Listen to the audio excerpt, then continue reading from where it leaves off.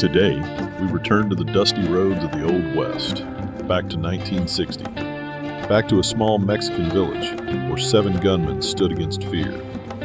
They were not perfect heroes.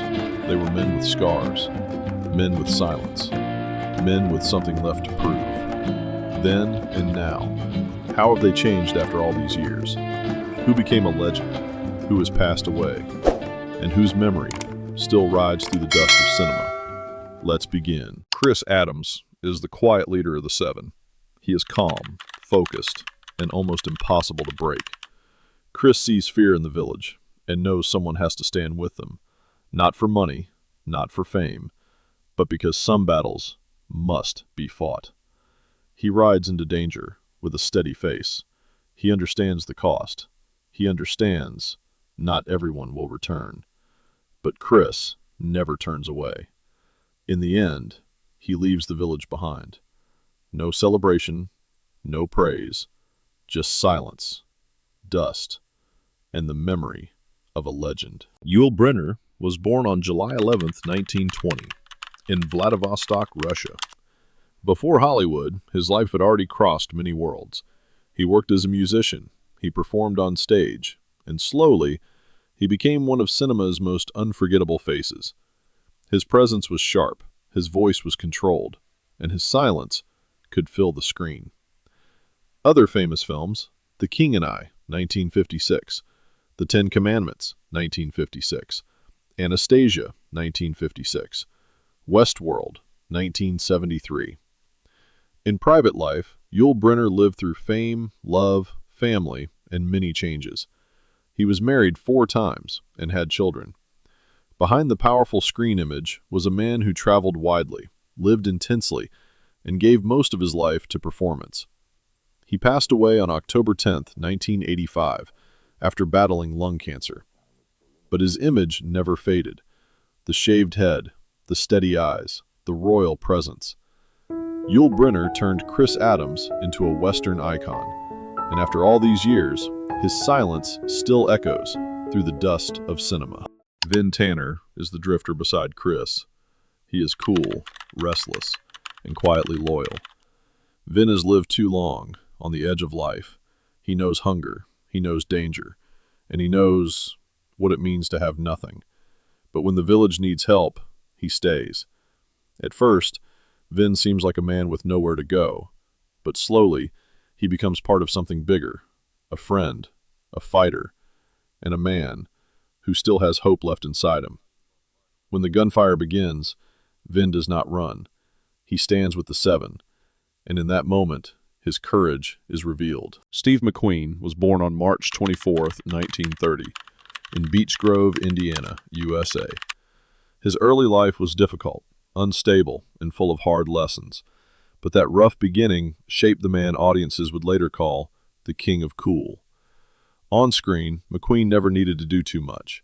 A look, a pause, a small movement, that was enough. Other famous films: The Great Escape, 1963, Bullet, 1968, The Thomas Crown Affair, 1968, Papillon, 1973. In private life, Steve McQueen lived with speed, fame, love, and inner restlessness. He was married 3 times and had 2 children. He loved motorcycles, racing, and the freedom of the open road.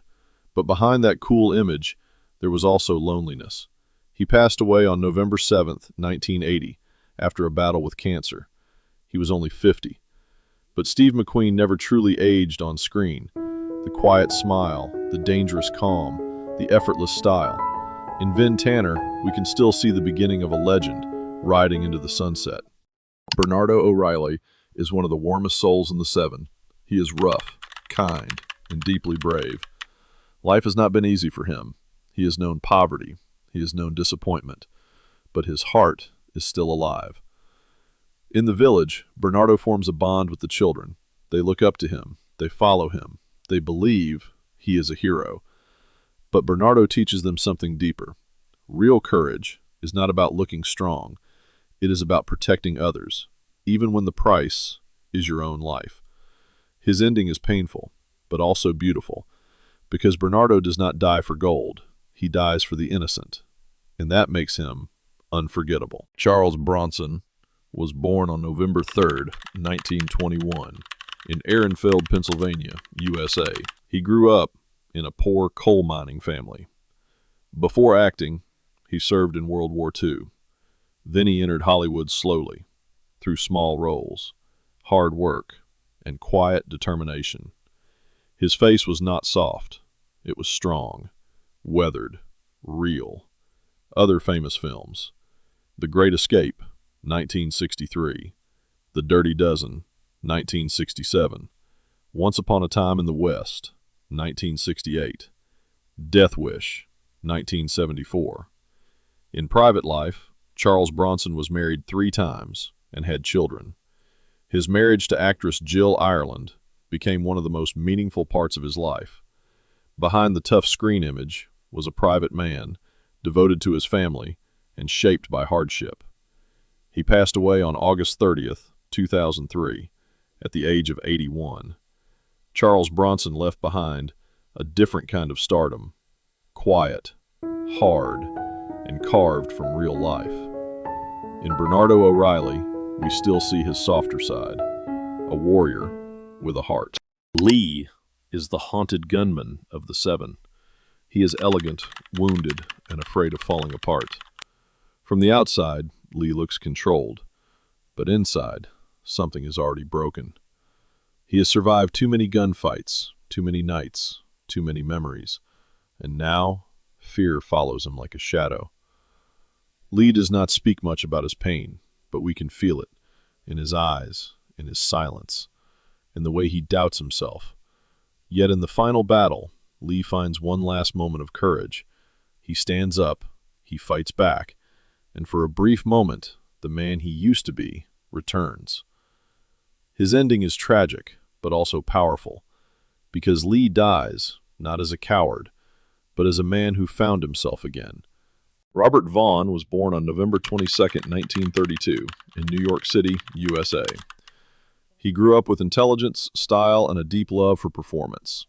Before becoming a familiar face on screen, he studied acting seriously, and later, he became one of the most polished actors of his generation. His voice was smooth, his eyes were sharp, and his presence always carried mystery. Other famous films and series: The Young Philadelphians, 1959, The Man from UNCLE, 1964, Bullet, 1968, Hustle, 2004. In private life, Robert Vaughn married actress Linda Staub in 1974. Together, they adopted 2 children and built a long life away from the noise of Hollywood. He remained active for decades, moving between film, television, and stage, with the elegance that became his signature. He passed away on November 11, 2016, after battling leukemia. But Robert Vaughn left behind something rare, a screen charm that felt intelligent, mysterious, and full of depth. In Lee, we remember the sadness behind his eyes and the quiet dignity of a man facing his final fear. Harry Luck is the hopeful gambler of the 7. He is cheerful, ambitious, and loyal when it matters. Harry believes there must be more behind the mission, more money, more reward, maybe even hidden treasure. At first, he seems to be chasing profit, but slowly, we see something warmer in him. He trusts Chris. He returns when the fight becomes real, and in the end, he gives his life beside the others.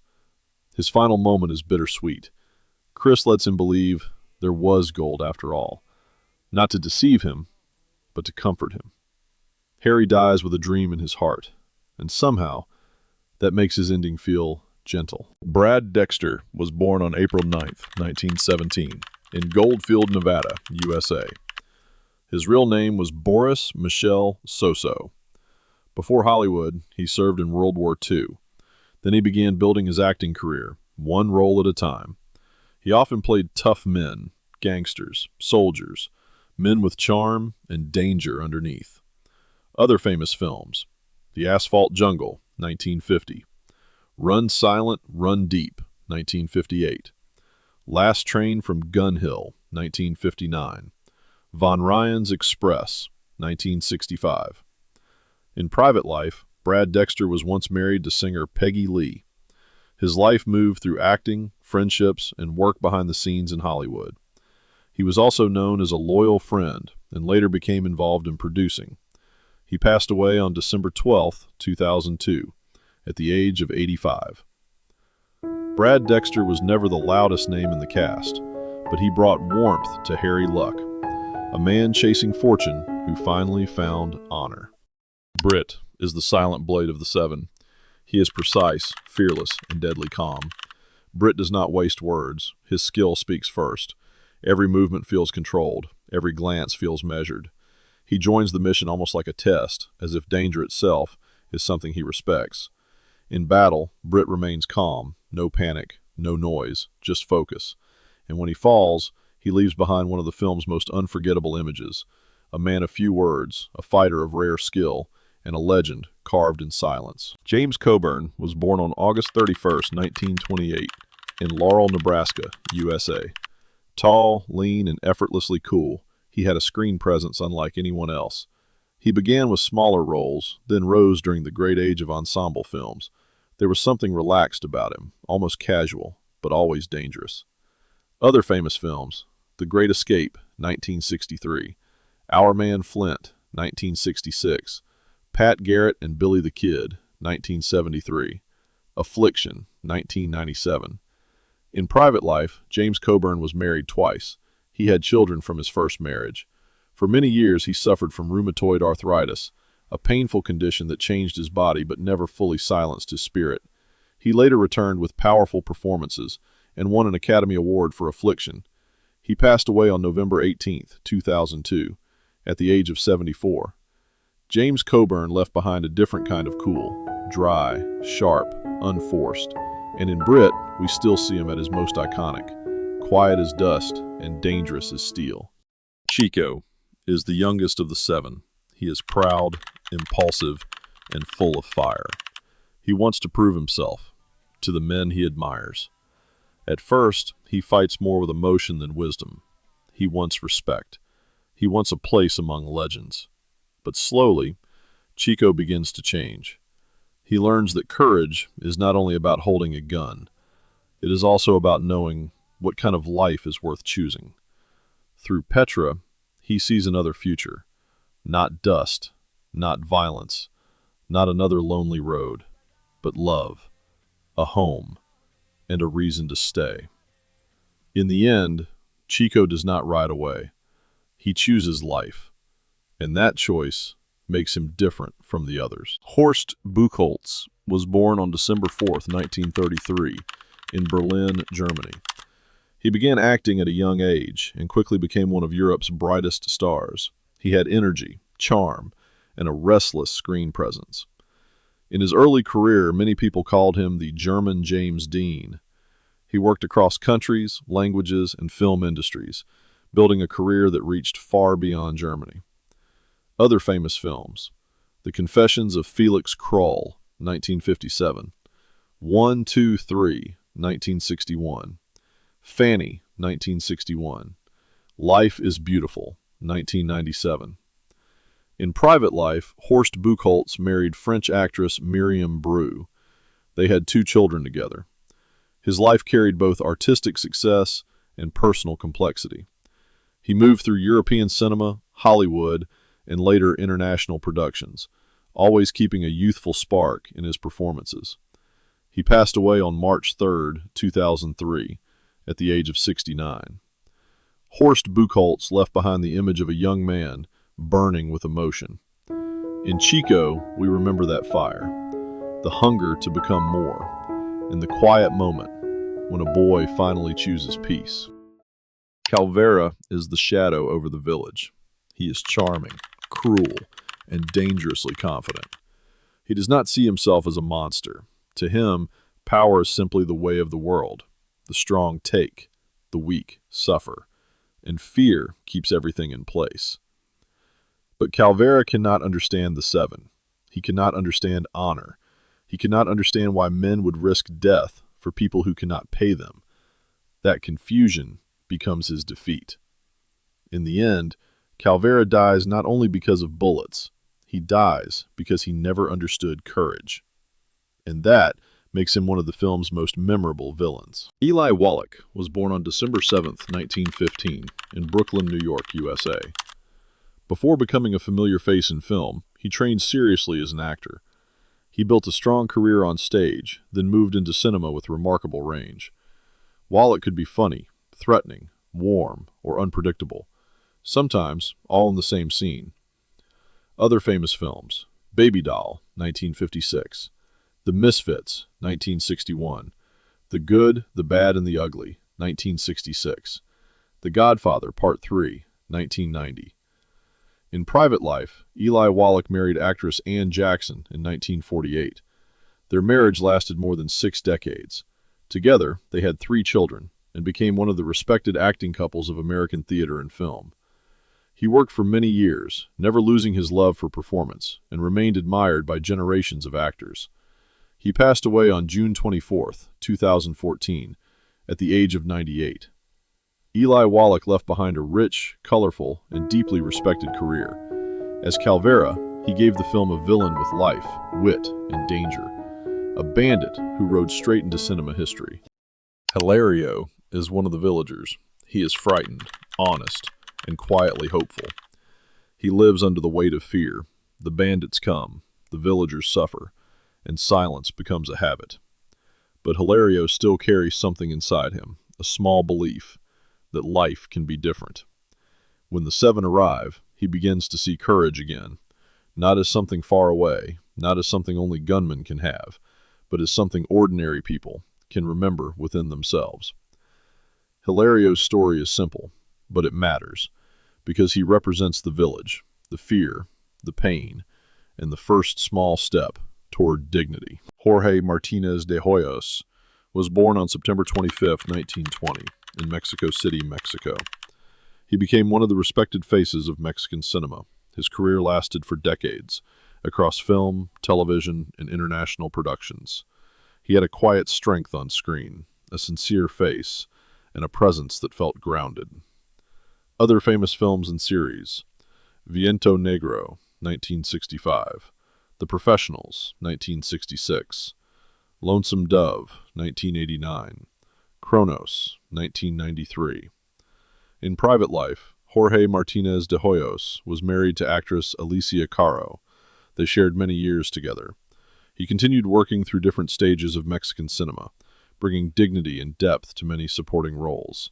He passed away on May 6, 1997, after battling lung cancer. Jorge Martinez de Hoyos may not be the loudest name in the cast, but his presence gave the village weight.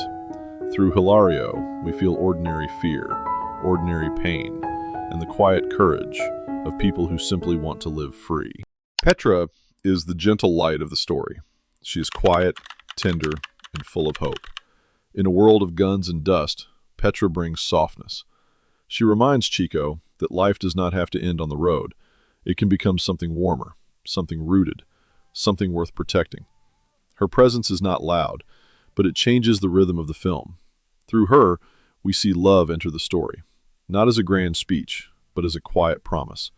At the end, Petra represents what remains after violence: a home, a future, and the fragile beauty of beginning again. Rosenda Monteros was born on August 31, 1935, in Veracruz, Mexico. Her birth name was Rosa Mendez Lessa. She studied drama and built a long career in Mexican cinema, theater, and television. Her screen presence was graceful, soft, and quietly emotional.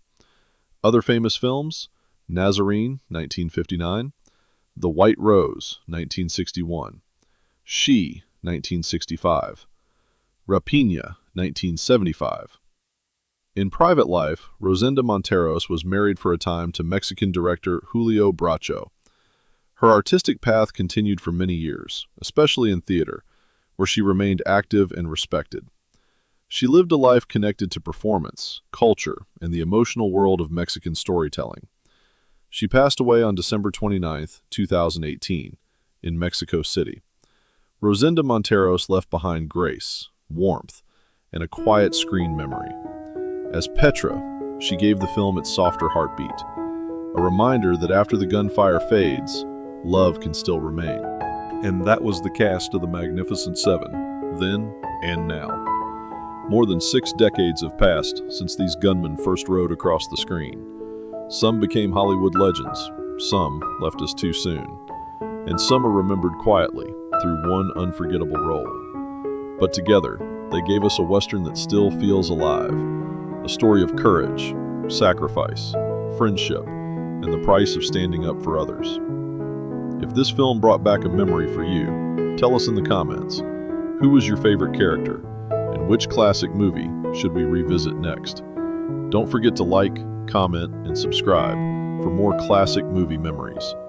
See you in the next journey back through cinema history.